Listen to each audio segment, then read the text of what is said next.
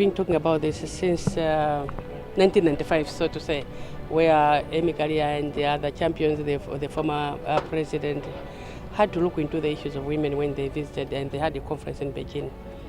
And from there, 27 years down the line, we still have gender-based violence, despite that a number of programs set aside to end gender-based violence. Yes, indeed, we are moving in that direction because people now are reporting.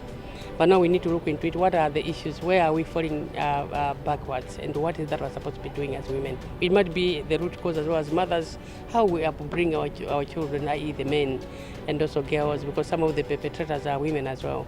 But also it might be women, how do we respect each other in the office setup? Sometimes it might also the root cause of the problems of women. We can cite a number of examples. The recent instances where we talk about a woman harassing a fellow woman, we end up having the mental health issues. So the consultative meeting is going to be so paramount that we're going to discuss. The chiefs are there, the women in uniform are there, and the women in different organizations, they are there as well to discuss. The farmers, 80% are farmers in agriculture, but it might not be the challenges which the farmers are facing. There are those women working in the labor institutions, industries, where there are a number of women but getting peanuts. There are those women working, a number of them working in Ministry of Health under the hospital issues. Women working under the Ministry of Education, the teachers, a number of women. But what is it and why are we having problems? We thank the President in the implementation of 46C of the Gender Equality Act of 2013. But now we have a number of women in cabinet, a number of women in the foreign missions, we have a number of women in the PSs and directors, but we are lagging behind in the decision-making parliament. But the 52% of these women, of us are women, Malawians are women, but you find that women, they vote for men than voting for fellow women in these, be it local government as well as the parliamentary elections. So we need to look into it. If we are to team up to say, women, let's vote for women in these constituencies, the 229 constituencies are going to be taken by women, but it's not the case. So we need to look into that and how we change, mindset change, that we should not be problems of the social, mental health issues, the psychological issues, but we need to be solutions of the problems which our fellow women are experiencing.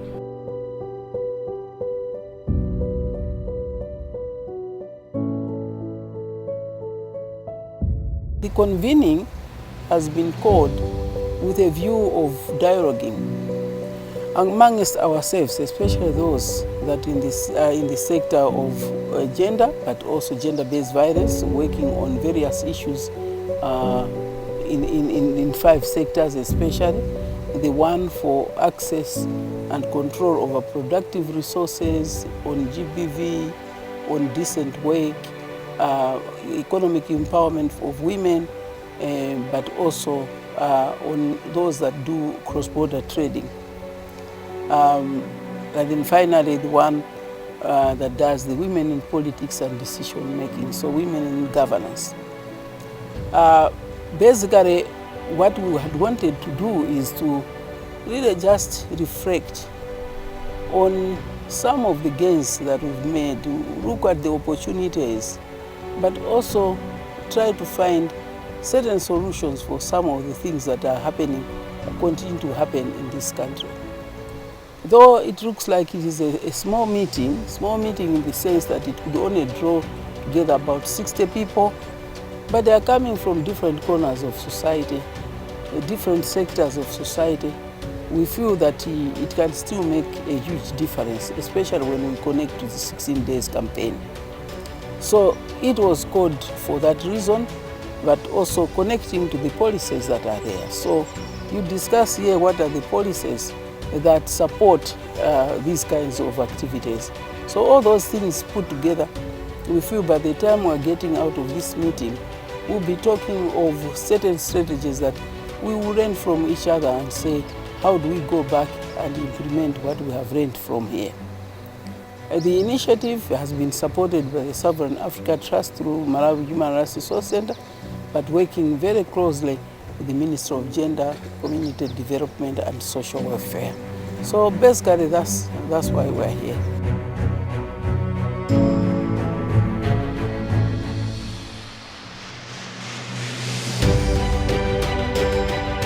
It's about shifting the change, shifting the space. Because back then when we were talking about GBV, it was organizations going to the community saying, no, you shouldn't beat your wives, you need to be respectful. But then we realized that our governments have signed international instruments. They've even ratified some of these regional instruments, such as the SADC Protocol on Gender and Development. But then we find that governments are quick to review the instruments that they've put in place that are supposed to protect women and also inform national law. They review these instruments without implementing them. And then if the ordinary woman then knows that there's legislation to protect her, and then if the ordinary man then knows that there's also legislation against GBV, we'll find that perpetrators will be less in terms of their approach towards women's issues. Like when they attack women or when they violate women, it means that there's the law to protect women. So people also need to be guided and also fear that there is a law that shows that what I'm doing is wrong.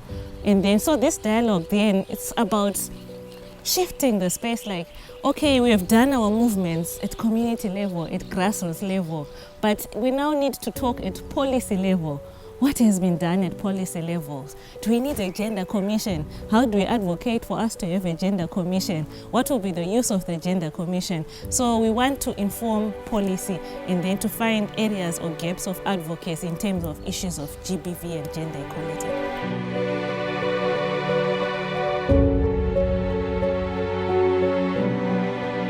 The war against gender-based violence may not be complete if men do not become allies or partners in preventing gender-based violence. This is against the background that many men are the perpetrators, and research has proved it. And therefore, if men are the perpetrators, we need men again to become part of the solution. So the areas where men are automatically seen clearly, at least from the outcomes of the GBV consultative dialogue, you will see that in economic violence in the home is high. It has been reported in a majority of cases where women try to do trade, be it cross-border trade, be it local trading in the homes. But when they generate the money, men demand that they surrender the money. And when they surrender the money is not used to uplift the livelihoods of the home. And that's an economic violence.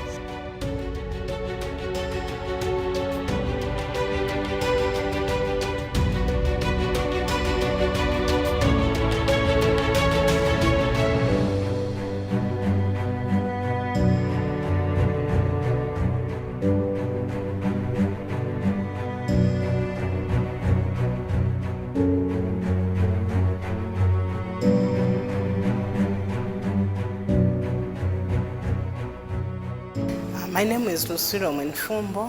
I'm the chair lady for Cross Borders Association of Malawi, Karonga chapter for women's. I do business whereby I cross the borders, buy stuff from across the border and sell in Malawi.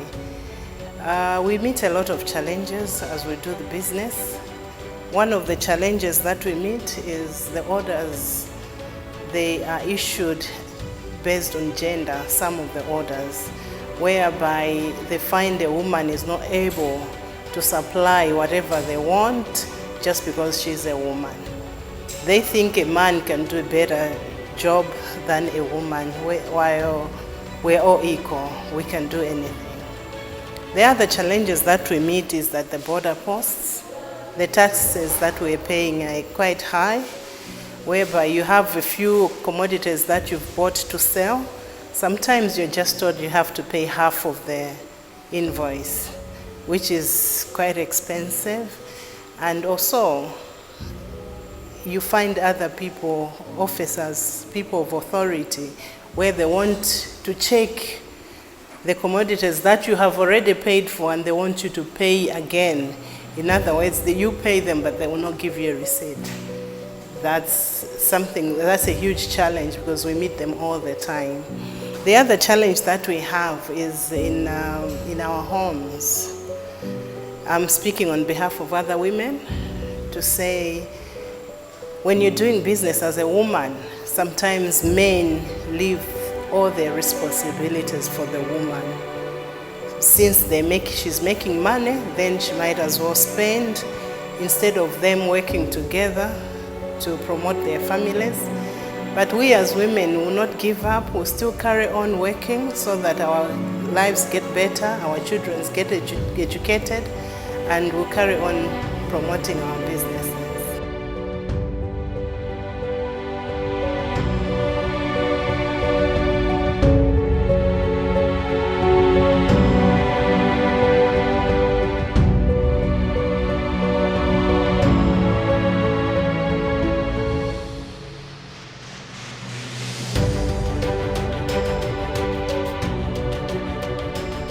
My name is Barbara Banda. I'm chairperson of NGO Gender Coordination Network, which is a 54-member network. And we look at 5 thematic areas, which is gender-based violence, women in politics, and women in leadership. We look at child rights. We look at gender-related laws, and we look at women in agriculture and women economic empowerment. So this gives us such a broad spectrum in terms of constituency. And we see that in all these areas, gender-based violence is prevalent among children, as we see children being defiled in our country. We see it in women who are doing agriculture and economic empowerment. We know that agricultural sector, 70% of the labor is provided by women. But when we go to markets, we start seeing the numbers of women fizzling out, which means they do all the work, but they don't have the access to markets, the control of markets. It means that the money that they get from their labor, it never gets into their hands. So poverty continues to have the face of a woman. We see GBV in women in politics and women in leadership. When we go to times of elections, you know, we start seeing how women are being left out and left behind, particularly primary elections. It becomes so dirty.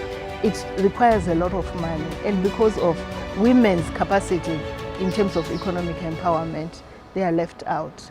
When it comes to even bigger positions, when women want to vie for parliamentary positions, they don't have the money to be in those spaces.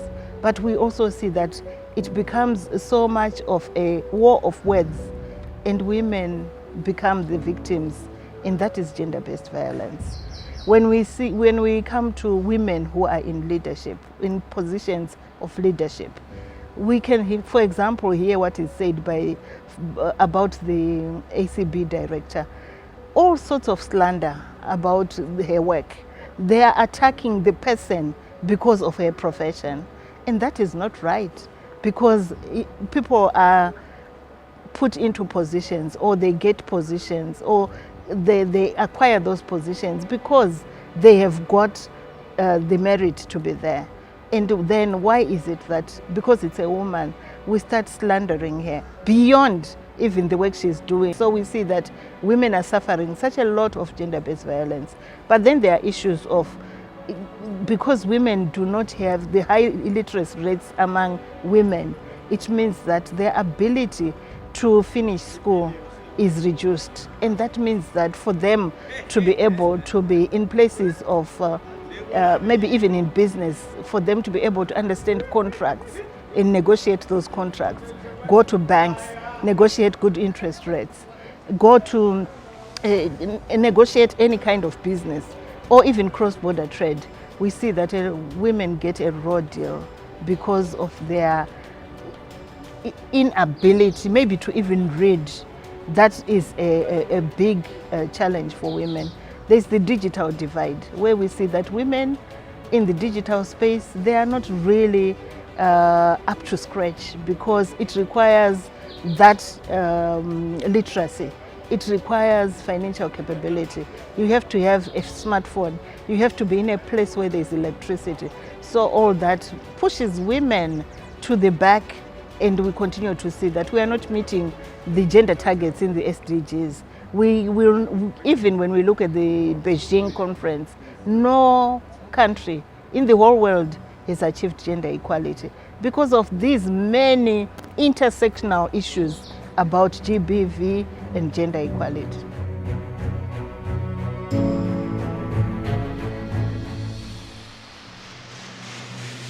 We really need to repackage the community-based population education program, which was there in the 80s to 90s, to come back where you have couple communication, you have child-parent communication, father-daughter, son-daughter, and the whole family should be communicating, so that as we grow, the whole family becomes a different family. Because the marriages of today are not the marriages of those days.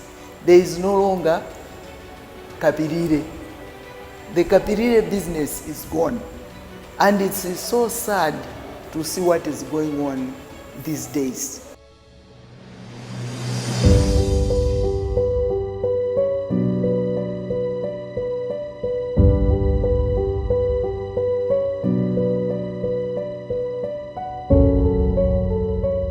For us as Malawi Congress of Trade Unions, we are calling on all players in the field of employment and work, starting from the employees themselves, to ensure that we have decent work in all our spaces. This includes care work. Care work has to have value.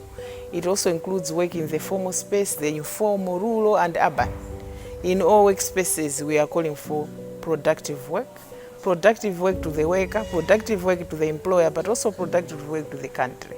So we want to have safer spaces where there is no gender-based violence in our workplaces, because that's counterproductive.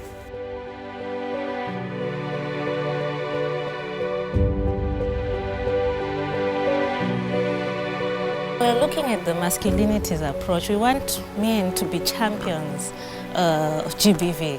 We want them to fight GBV, but then what is required of men? We want a paradigm shift.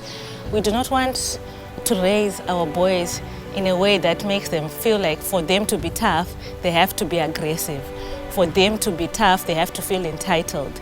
We want men and boys in general to change that mindset that being tough is somehow associated with being violent, with being aggressive. So we want to change that mind shift. We want to ensure that men are sensitive to the needs of women, that men can also express themselves, that men do not have to be aggressive in order to be heard, that men do not have to violate women in order to be heard, that for you to feel your power in the house, for you to be respected, you have to be aggressive.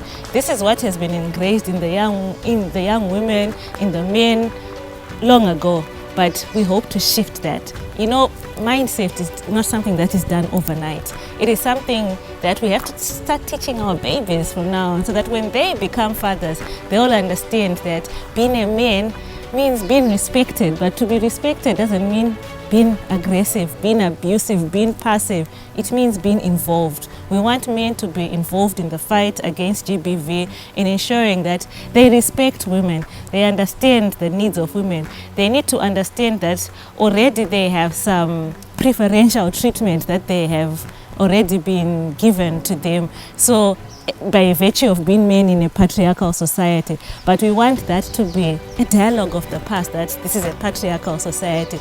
We are a united society. When we are fighting this is not just a women's issue, because it's going to affect your mother, it's going to affect your daughter, it's going to affect your wife, your sister. So it's not just a women's fight alone.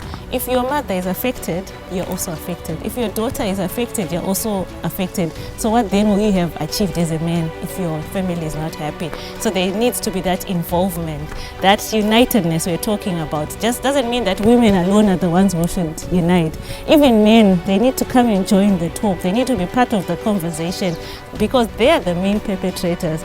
And because they're the main perpetrators, the change and the shift also has to be directed to men. And this doesn't just start like today. It's not going to start today, but it's going to be something. It's been something that women's organization, the women's movement has been working.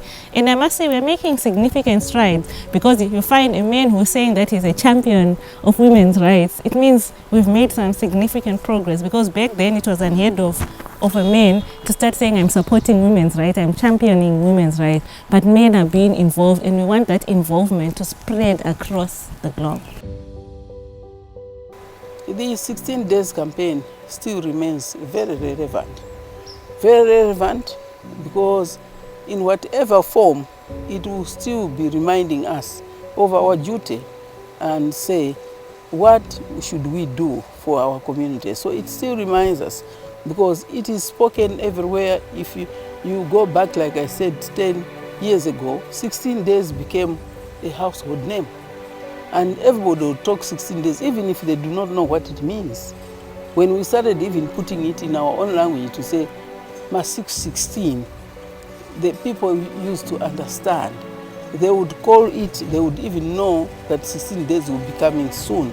So for me, it remains a better platform for our own advocacy, and hence I pray that this campaign should continue, though we have also argued that it should not only be for 16 days, it should be 365 days. We can do it, and let us do it. I'm still looking at a few areas that maybe we need to improve. We have opportunities, yes, but we have also some challenges that we need to face head on. One of it is making sure that laws are enforced, laws and policies. I get very worried at times when I move around. I see children in the evening. When I drive around, see children, very young children walking on the street, and we are like, this is 7 o'clock, what are these children doing on the road? And then immediately you see a police vehicle maybe crossing just next to those people, those same groups, and you wonder they don't even stop to check where are these children going at this time, until when it is reported that a child is missing or something has happened to a certain child. That's when they start scampering around looking for that child, when in real sense we should have prevented those kinds of situations.